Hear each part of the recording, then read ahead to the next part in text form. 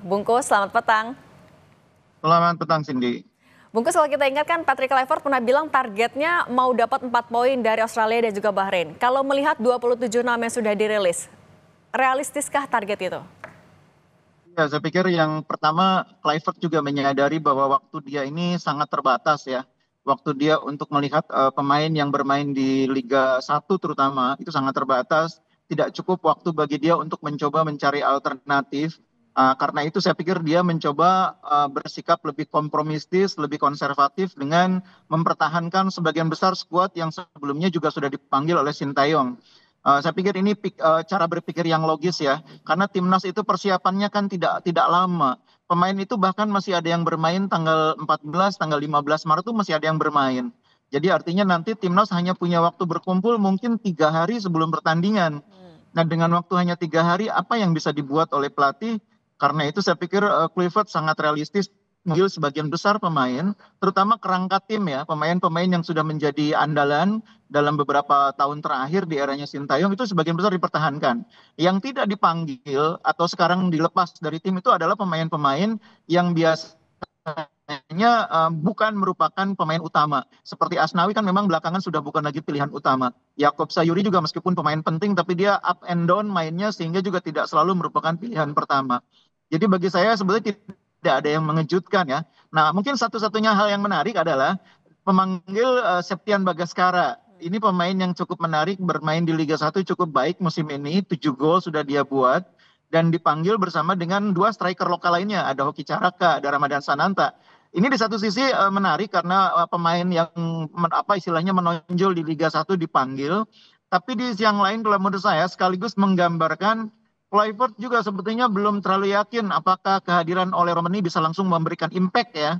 Karena Ole Romani di Oxford sendiri kan juga dari 7 pertandingan hanya sekali mencetak gol sejauh ini. Artinya nanti di timnas juga pasti butuh waktu juga untuk beradaptasi. Nah, oke, tapi kalau menurut Bungkus, nah itu kan 11 hari lagi menuju melawan Australia. Apa yang perlu jadi fokus dari Patrick Kluivert yang juga baru akan sampai di Indonesia hari ini? Iya, jadi yang sekarang harus dilakukan adalah program yang kira-kira bisa membantu pemain secara fisik nanti siap menghadapi pertandingan. Seperti yang saya bilang tadi, meskipun Kluivert datang lebih awal, tapi pemain sebagian besar kan baru akan bergabung 3 atau 4 hari sebelum pertandingan. Tom Haye misalnya masih main itu nih tanggal 15. Pemain yang lain mungkin masih ada yang bermain tanggal 14.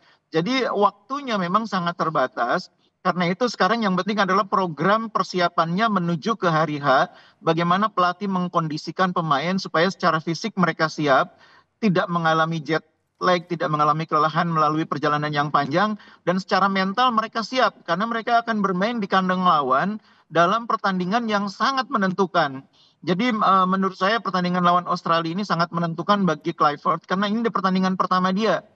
Dia sudah menetapkan ambisi 1 poin lawan Australia, 3 poin lawan Bahrain, dan itu tentu akan menjadi tantangan bagi dia.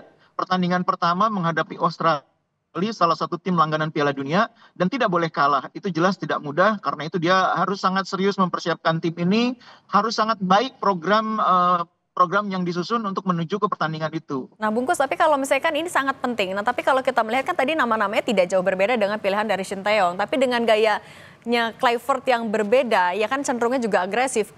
Gimana strateginya dia akan merancang timnya dan juga peluangnya akan seperti apa? Jadi gini, di eranya Sintayong itu kan platformnya itu main 3-4-3 ya, format bakunya. Kluivert sudah menjelaskan pada saat awal kedatangannya dia akan bermain 4-3-3. Memang bermain dengan 3 back tengah dan bermain dengan 4 fullback sejajar. 4 back sejajar itu berbeda. Tapi jangan lupa pemain-pemain kita yang sekarang ini bermain di Eropa, entah itu Jai Ijes, Kevin Dix, Miss Hilher, itu rata-rata di klubnya main dengan formasi 4 belakang. Jadi bagi mereka tidak aneh mereka harus main nanti di formasi 4-3-3 karena mereka sudah terbiasa. 3-4-3 yang sebelumnya mereka jalani bersama Sintayong itu kan juga modifikasi yang tidak terlalu banyak berubah dari 4-3-3. Nah, sekarang dengan mereka bermain 4-3-3 sebetulnya mereka malah lebih nyaman karena di klubnya pun banyak main 4-3-3. Jadi menurut saya mungkin tidak akan terlalu banyak masalah. Agak masalah sedikit sebetulnya di tengah ya. Karena kita akan bermain dengan 3 gelandang, tapi 2 gelandang yang kemungkinan besar reguler itu kan baru Ivar Jenner bersama dengan Tom Haye. Dan ini membutuhkan satu gelandang tambahan yang main di posisi tengah. Nah, belum tentu posisi itu nanti ditempati oleh Marcelino ya, tergantung siapa yang dihadapi. Kalau lawan Australia mungkin Kluivert akan mencoba memasukkan pemain yang lebih bertahan. Makanya kan dikebut prosesnya Joey Pelupesi. Karena Joey Pelupesi ini tipikal gelandang bertahan murni. Itu yang tidak ada di skuad timnas di eranya Sintayong. Tipikal gelandang nomor 6 yang bisa disebut sebagai defensive midfielder murni.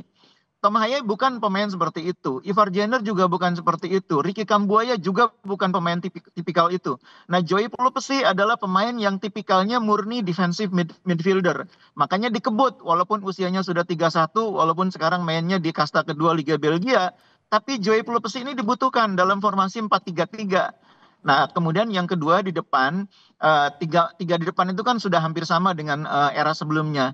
Bedanya kan sekarang di era Kluivert ada Ole Romeni, pemain yang murni striker. Di eranya Sintayong ini kan tidak ada yang murni striker yang betul-betul konsisten. Ramadan Sananta dicoba, Hoki Caraka juga dicoba, Rafas juga dicoba. Tapi kontribusinya dalam hal mencetak gol kan agak kurang. Nah, sekarang kita tunggu apakah Ole bisa menjawab persoalan itu. Nah, tapi berarti dengan adanya Ole, apakah strateginya akan lebih agresif, akan full menyerang atau gimana kira-kira? Saya pikir kita harus realistis ya. Dua pertandingan ini lawan Australia dan lawan Bahrain, dua pertandingan yang berbeda. Kalau kita targetnya 1 poin lawan Australia, tentu pikiran untuk bermain agresif itu juga harus kita sesuaikan dengan realita di lapangan ya. Kita sangat mungkin lawan Australia itu akan bermain menunggu dulu sambil melihat peluang melalui serangan balik. Seperti yang kita lakukan ketika kita menjamu Australia di Jakarta. Jadi menjamu Australia di Jakarta aja kita bermain dengan cara itu. Kita menunggu dan kemudian memanfaatkan serangan balik. Nah, di Australia nanti kemungkinan besar ya kurang lebih seperti itu. Oke. Nah, baru kita bermain lebih agresif, lebih ofensif, 4-3-3 dengan wing wonders ala Belanda, itu mungkin nanti ketika kita menjamu Bahrain di Jakarta. Oke, kita lihat juga nanti bagaimana Patrick Kluivert akan meramu timnya dan strateginya seperti apa. Bungkus, terima kasih sudah Iya. berbagi di Kompas Petang, sehat Baik. selalu. Terima kasih.